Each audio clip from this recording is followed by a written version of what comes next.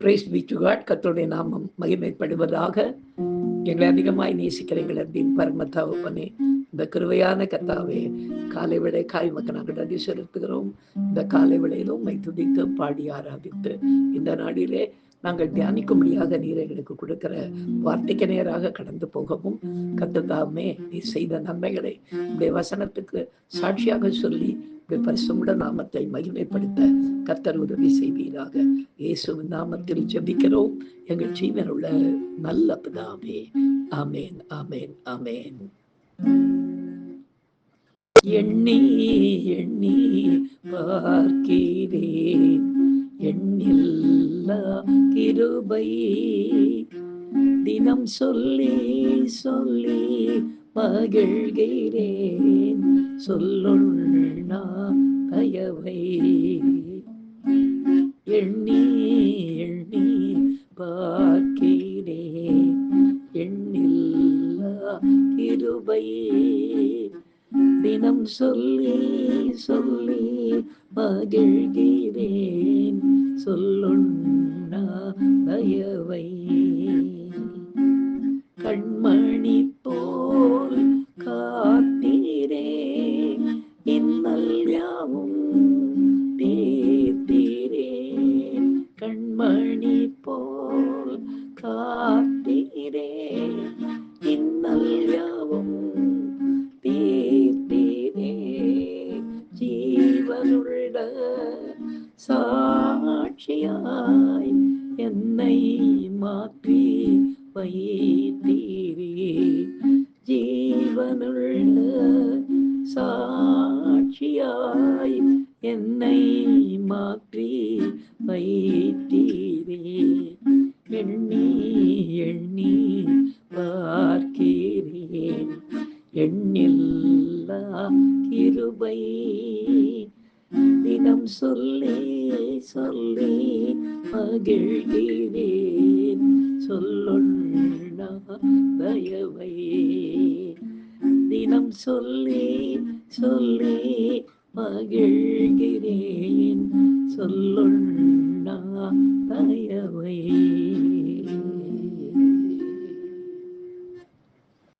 எனக்கு அருமையானவர்களே, இந்த நாளிலே நாம் தியானிக்கும்படியாக கர்த்தர் நமக்கு கொடுக்கிற வார்த்தைக்கு நேராக கடந்து போவோமா? எடுத்து வாசிக்கலாம். யோபின் புத்தகம்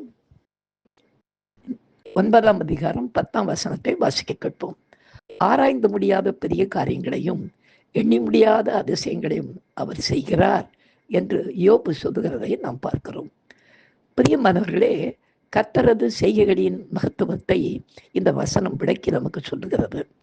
அவர் நாமம் அதிசயமானவர் என்பதால் அவர் செய்கின்ற காரியங்கள் எல்லாமே மனுஷ அறிவிற்கும் பலத்திற்கும் சம்பந்தம் இல்லாத பெரிய பெரிய காரியங்களாக இருக்கும்.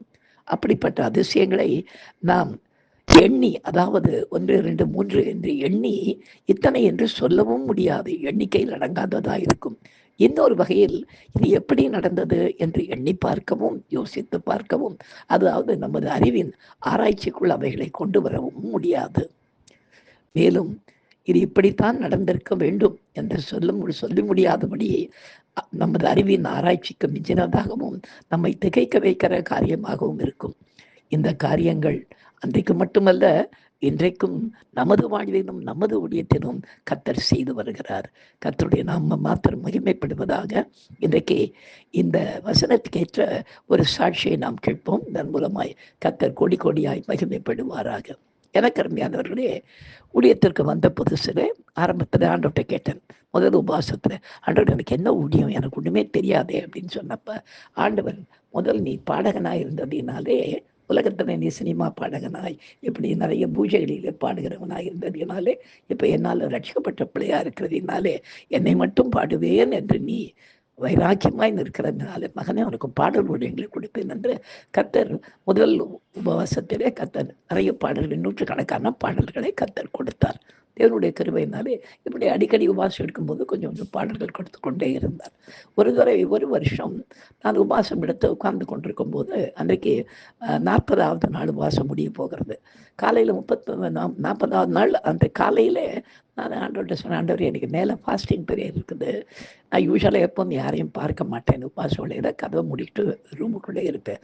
நான் மேலே போய் இன்னைக்கு நான் உபவாச கூட்டத்தில் கலந்துக்கிட்டுமான்னு சொல்லிட்டு ட்ரெஸ் பண்ணலாம் நினச்சிக்கிட்டு இருக்கும்போது எங்கள் சபையை சேர்ந்த சகோதரி ஜூலி என்ற ஒரு சகோதரி வந்தாங்க. அவங்க மேலே போகிறதுக்காக வந்தவங்க என்னை பார்த்த உடனே, என்ன பிரதர் வெளியில் நிற்கிறீங்க, ஆச்சரியமாக இருக்குது அப்படின்னாங்க. இல்லைம்மா மேலே எனக்கு ஃபாஸ்டிங் பேருக்கு வரலாமான்னு யோசனை பண்ணிக்கிட்டு இருக்கேன் அப்படின்னு சொன்ன உடனே அவங்க சொன்னாங்க, அப்படியா சரி மேலே வாங்க, இந்த இந்த இந்த உபவாசத்தில் ஆண்டோடைய பாடல்கள் எத்தனை கொடுத்தாரு அப்படின்னாங்க. அப்போ தான் யோசிக்கிறேன், ஒரு பாடல் கூட இல்லை. நான் சிரிச்சுக்கிட்டே சொன்னேன், இல்லைம்மா ஒரு பாட்டு கூட குடிக்கல அப்படின்னு. அவங்க சொன்னாங்க, 40வது நாள் இன்னைக்கு ஒரு பாட்டு கூட வாங்கலையா, நாளைக்கு வந்து நீங்கள் மேலே புல்பிட்டில் நிற்கும்போது நீங்கள் பாடுவீங்களே ஞாயிற்றுக்கிழமை அப்படின்னாங்க.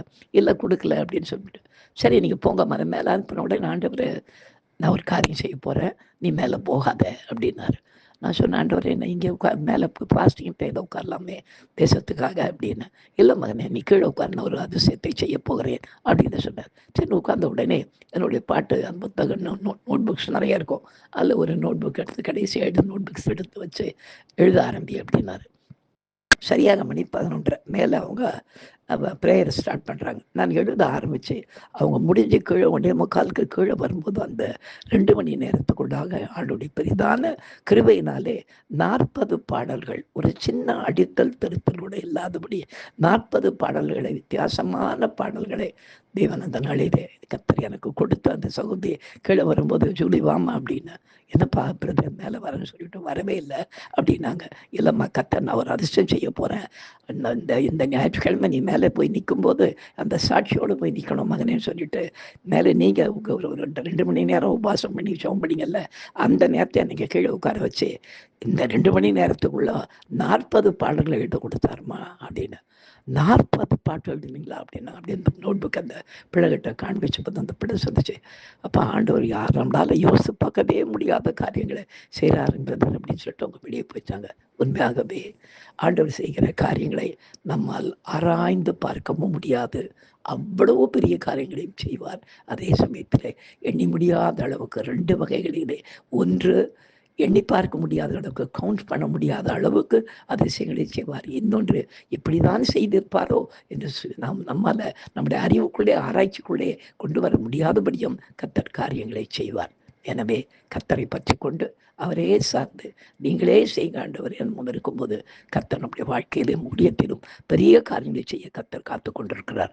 நாம் ஜெபிக்கலாம். எங்களை அதிகமாக நேசிக்கிற எங்கள் அன்பின் பரம தகப்பனே, இந்த கிருபையான கர்த்தாவே, நாளுக்காய் மக்கள் நாங்கள் நன்றி செலுத்துகிறோம் ராஜா.